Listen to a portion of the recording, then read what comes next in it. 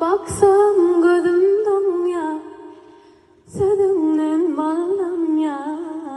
Yanımda olsam ol ya, yürek seni söyler. Baksam gözüm donya, sözünden ballam ya. Yanımda olsam ol ya, yürek seni söyler. Gitme buradan, sen olmadan ben asla yaşayamam. Kesmiyor ne ilaç ne antidepresan. Çözemedim valla çok enteresan. Yalvarıyorum gitme buradan. Sen olmadan ben asla yaşayamam. Kesmiyor ne ilaç ne antidepresan. Çözemedim valla çok enteresan. Kafayı yiyorum. Akçakava başım sipavusun yeller.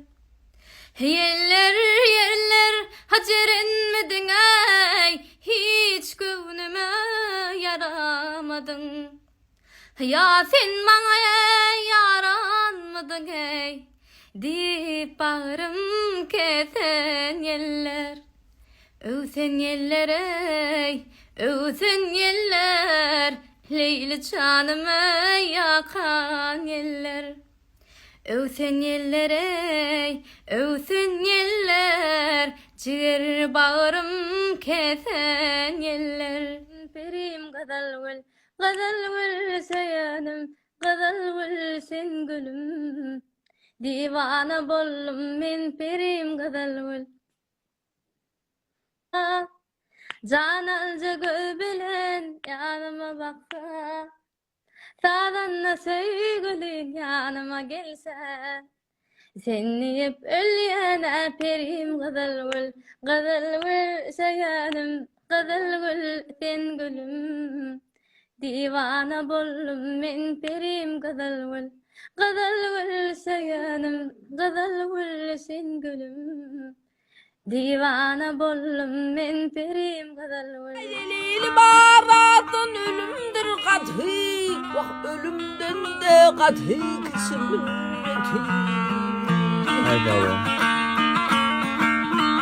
Hey moğollar vırır yak ol kıyamet hey, koysalar bu besun zahır yansıdır.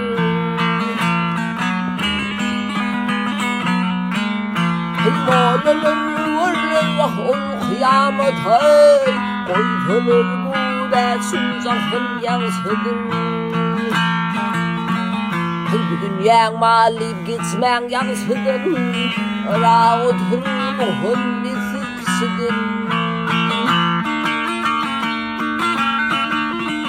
Hey bir kadır kardeşin yaman komşudan, yuvası ayrılıp kaçan yansıdır.